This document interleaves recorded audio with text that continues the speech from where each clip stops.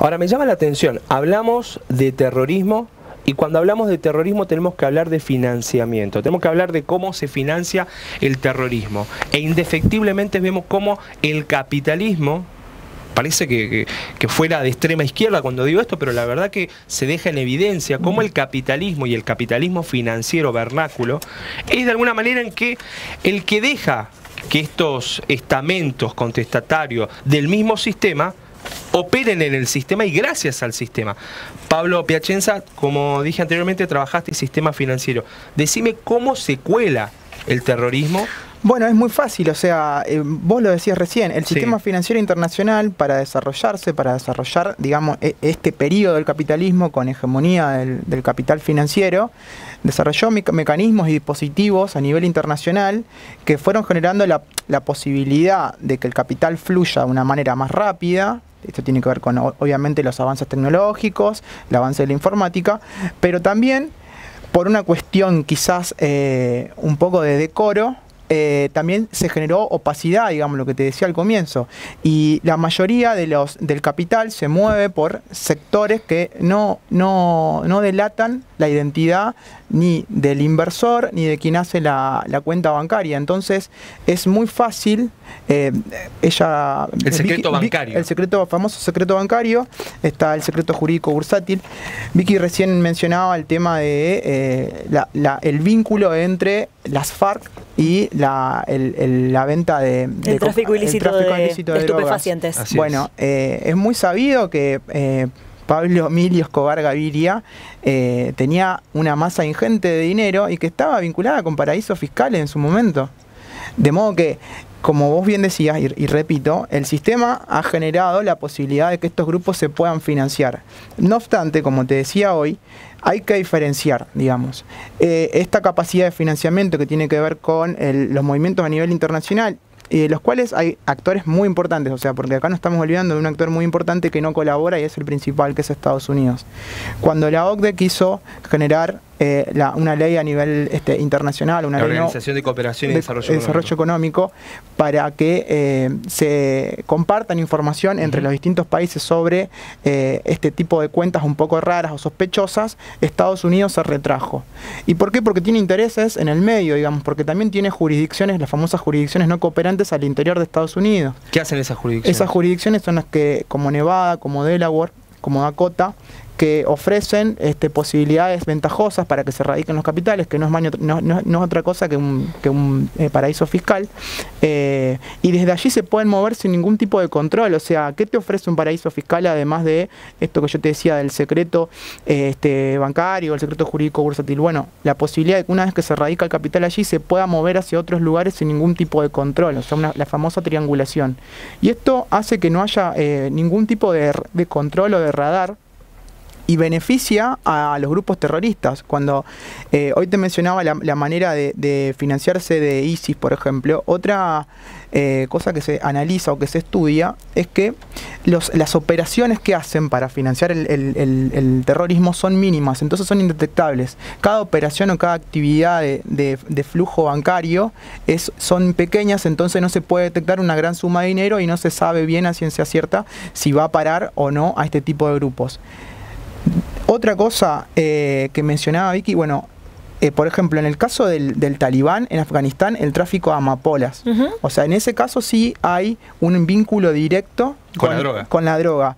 En el caso de los grupos terroristas... Ahí se puede hablar de narcoterrorismo, como decía Victoria. De narcoterrorismo porque estamos hablando de que la amapola principalmente se produce en Afganistán y los talibanes vivían de eso. Sí. En el caso de África, o de los grupos al interior de África como Boko Haram, podemos hablar de el tráfico de diamantes y de metales preciosos. O sea, en esos casos sí hay vínculos directos entre los distintos modos de producción prevalecientes en cada lugar.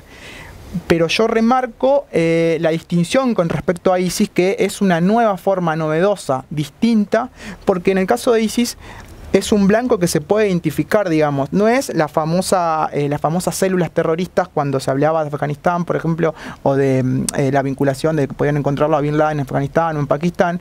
En este caso está plenamente identificable porque ellos reivindican un lugar, un territorio, y tienen 8 millones de personas bajo control. Es distinto a los casos más tradicionales. Por último, te quería mencionar el tema del GAFI, porque hablaba Mati del tema... ¿Qué es el GAFI? El GAFI es el Grupo de Acción Financiera Internacional. Se creó en el año 1989. Se crea dentro del Grupo de los 7, que después devino un Grupo de los 8, y hoy en día es el Grupo de los 20, el famoso G20, donde está Argentina. Próxima reunión 2016. Próxima reunión acá en Argentina. El GAFI se creó justamente como un grupo internacional de cooperación para la prevención del lavado de activos y la lucha contra el terrorismo, básicamente. Y el GAFI estos últimos años, después de lo que viene pasando en Europa con los distintos atentados, pero cuando particularmente se tocó el caso de Francia, ha elaborado muchos informes al respecto y bueno, lo que mencionas es la posibilidad cierta de que haya cooperación, que no hay otra manera de controlar la financiación del terrorismo. Ahora, hablábamos un poco de financiamiento, yo decía, bueno, hago los efectos de analista de ultraizquierda, digo, bueno, el capitalismo de alguna manera colabora con el terrorismo. Ahora me pongo del otro lado, me voy hacia el vértice de la derecha, la ideología, y te digo, Victoria Mántaras, ¿cómo puede ser que en Colombia grupos que son terroristas ahora pasen a formar parte de un partido político y tengan una especie de amnistía de parte del Estado? Bien, yo antes de responder a tu pregunta quería hacer una reflexión un poco en voz alta que se relaciona con lo que venimos charlando y sobre todo con lo que estaba comentando Pablo y lo que decís vos también, ¿no? Hubo un artículo del año 2002 de la revista norteamericana Foreign Policy que hablaba de las 5 guerras de la globalización, ¿no? Entre ellas estaba, por supuesto, el tráfico de drogas, el tráfico de armas, el terrorismo también. Respondiendo un poco al comentario que vos hacías, son cuestiones propias del capitalismo globalizado, ¿sí? Que existan estos grupos o estas amenazas que en algunos casos no son identificables en territorios, en el caso de ISIS sí, que es la salvedad que Pablo está haciendo, y a su vez que se financien de crímenes o a través de grupos organizados. Y estos grupos organizados lo que hacen es tener un gran dinamismo, una gran flexibilidad que hace que uno pueda cambiar el rumbo, digamos, o ese rumbo sobre el cual se financian no pueda ser tan fácilmente identificable o pueda neutralizarse tan rápido. Es decir, el tráfico de drogas, de armas, la trata de personas, son todos crímenes organizados en redes sumamente complejas, ¿sí? De las cuales el lavado de dinero deviene como forma de blanqueo y de financiamiento, que termina en última instancia, alimentando estos grupos, ¿no? Creo que son cuestiones propias de un capitalismo globalizado y ahí entra el caso de FARC, que como decía anteriormente tiene una política y una ideología o se paran desde una posición política muy marcada y crítica ante el capitalismo que tiene que ver con su postura marxista-leninista. Su paso a la vida política estuvo bastante complicada, digamos. Tuvo muchos palos en la rueda. De hecho, sobre la paz en Colombia fue votada en un referéndum donde la gente dijo no. En octubre del año 2016, y ahí hay un montón de cuestiones interesantes para charlar. El representante de ese no fue el expresidente Álvaro Uribe, que es de Antioquia, es de Medellín, es paisa, como le dicen los colombianos. El lugar de Pablo Escobar. De Colombia, que fue donde asistió el Papa para formar parte de este proceso de paz. A su vez, a su vez es el lugar de nacimiento de Pablo Escobar y a su vez es el lugar de nacimiento y el espacio político que impulsó a la derecha más conservadora, como la de Álvaro Uribe, que también es de la ciudad de Medellín. Y que hacían esta aclaración bastante fuerte. Son grupos terroristas y no se pueden formar en partido político. Por supuesto. Quien era ministro de Defensa en ese entonces es el actual presidente Santos y decía, sí, no pueden ser partido político y los vamos a combatir. Exacto. Una vez que llega a la presidencia hay una especie de cambio de roles y ya tomado la presidencia se pelea con Uribe y ahora dice, sí, es posible una paz y sí es posible un partido político. Hay un hilo fino entre terrorismo y partido político. Sí, explícame por qué y explícame por qué la FARC puede llegar a ser partido político. En realidad, inicialmente, digamos, cuando el Plan Colombia empieza a pensarse, como te comentaba antes, en el año 2000, eran dos guerras, por así decirlo, o dos conflictos completamente distintos, ¿sí? La narcotización de Colombia y la cuestión de los movimientos guerrilleros a su interior, ¿sí? Sí. Álvaro Uribe, cuando asume en el año 2002, con posterioridad al ataque de las Torres Gemelas, ve una oportunidad política de recibir una enorme cantidad de dinero norteamericano, anudando estas dos problemáticas, terrorismo y narcotización de la política colombiana. A raíz de eso, él obtiene, digamos, ese beneficio que tiene que ver con mejoras en la logística militar, la presencia de las Fuerzas Armadas al interior del país, que es algo que, por supuesto, de la mirada argentina es sumamente criticable después de nuestra última dictadura militar, pero en ello fue posible en este último tiempo. Y en esos 15 años lo que se demostró es que esta guerra ante las drogas como principal eje financiero del terrorismo colombiano falló, ¿no es cierto?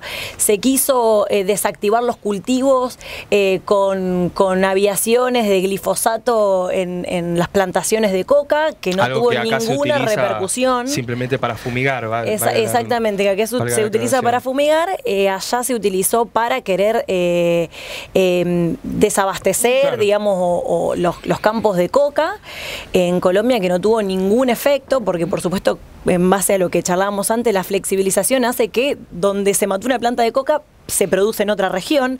Digamos, hubo una rotación de los cultivos en Colombia que no afectó prácticamente la producción de la cocaína ni el abastecimiento de la cocaína a nivel internacional. De hecho, cuando comienza el proceso de paz, la Oficina de Naciones Unidas para las Drogas y el Delito, que es, por las siglas en inglés se llama UNODC, que es la que lleva adelante toda esta fiscalización, desde el año 2015 al año 2016 hubo un aumento de un 50% en los cultivos de coca.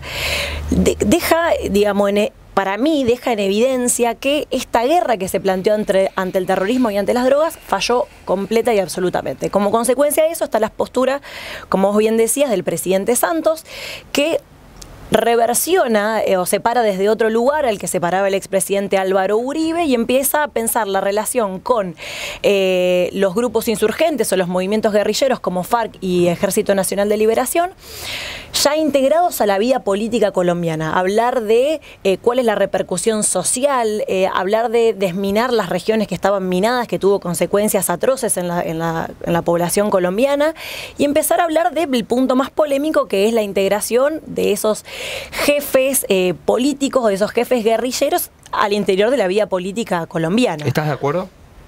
Por supuesto estoy de acuerdo, pero porque considero que como bien decía, falló la política de Álvaro Uribe de querer criminalizar, militarizar la cuestión del terrorismo, de la lucha de las guerrillas y las drogas al interior de Colombia.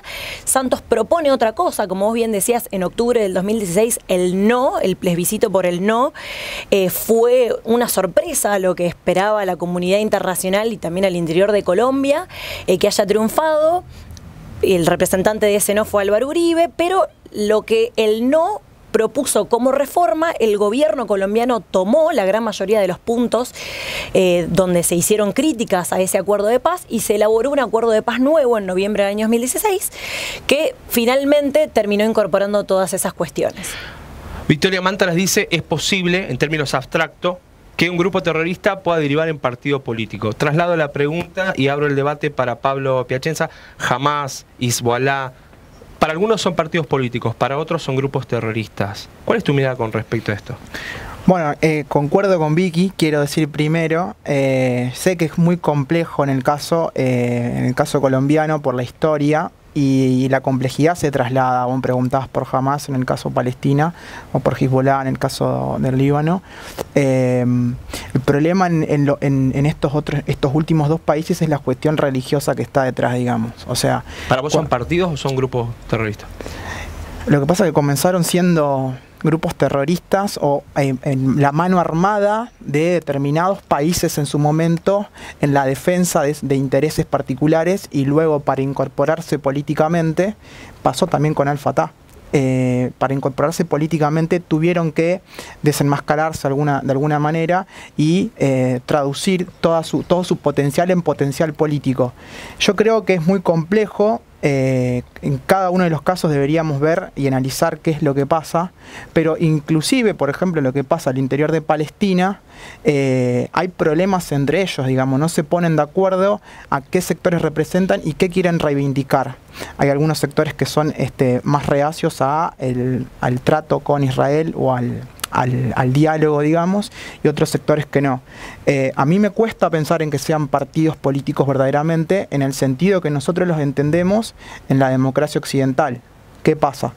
Trasladado a un contexto muy particular como el contexto de Medio Oriente y al contexto del conflicto palestino-israelí, es difícil no pensarlo de otra manera, no pensar a esos mismos movimientos que hacen una defensa militar de los intereses, que no sean los mismos movimientos que se propongan como vehículo político para los intereses palestinos. Ahora, está por un lado la cuestión de las organizaciones criminales que pueden llegar a derivar tanto en partido político, en el caso de la FARC, o como puede ser Hamas o Hezbollah, y otras que pueden derivar en estados, como es el Estado Islámico. Sin embargo, tenemos un fenómeno a partir de la globalización, que son los lobos solitarios, que hacen una especie de terrorismo, pero a escala individual, incluso con elementos bastante caseros que dificultan que los estados puedan de alguna manera poner restricciones a los armamentos y a las bombas, porque lo hacen con incluso utensilios que pueden ser obtenidos de manera legal.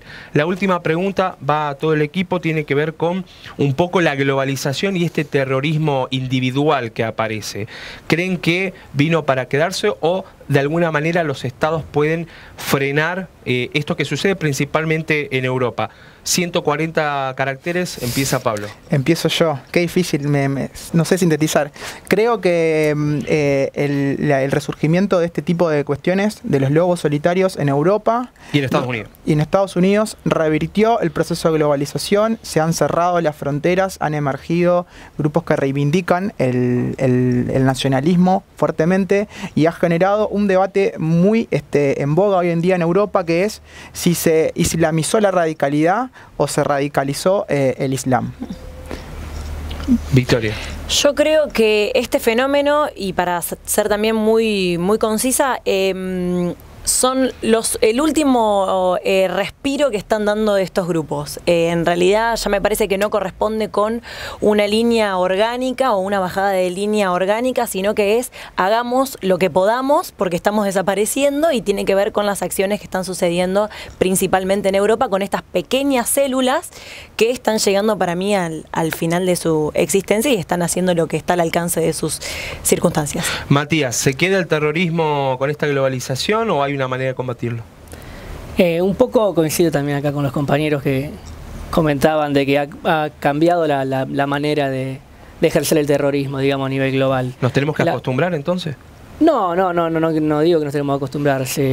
Hay que ver de qué manera se lo combate, digamos. Hoy comentaba recientemente Pablo el hecho del Grupo de Acción Financiera Internacional, de que está estableciendo, se quiere decir, nuevos parámetros, digamos, penales internacionales para combatirlo. Y en eso creo que va la Argentina. Está buscando asesoramiento en conjunto con este grupo para implementar nuevos procesos penales que ataquen e investiguen organizaciones terroristas. Y me parece que están tratando de incluir la figura del arrepentido, como lo han hecho con otras cuestiones. Como bien decía Matías, las luchas interburocráticas que existen también en las agencias de investigaciones de la Argentina hace que de alguna manera vengan a ralentizar una estrategia de la Argentina como Estado para ver qué hace con este tipo de flagelo internacional, este tipo de crimen organizado global. Nosotros hablamos hoy de terrorismo, pero también sería importante que los partidos políticos tuvieran una línea acabada sobre qué hacer frente a este tipo de fenómeno de la globalización, porque Argentina también se encuentra dentro de la globalización. Nosotros hablamos de terrorismo, la próxima semana nos volvemos a encontrar, en este caso en España, desde Cataluña. Vamos a analizar lo que está sucediendo con el movimiento independentista catalán. Este fue el Consejo de Estudios Interdisciplinarios, Económicos y Políticos, acá en Conclusión Internacional, hablando de terrorismo. Nos volvemos a encontrar la próxima semana. Chau.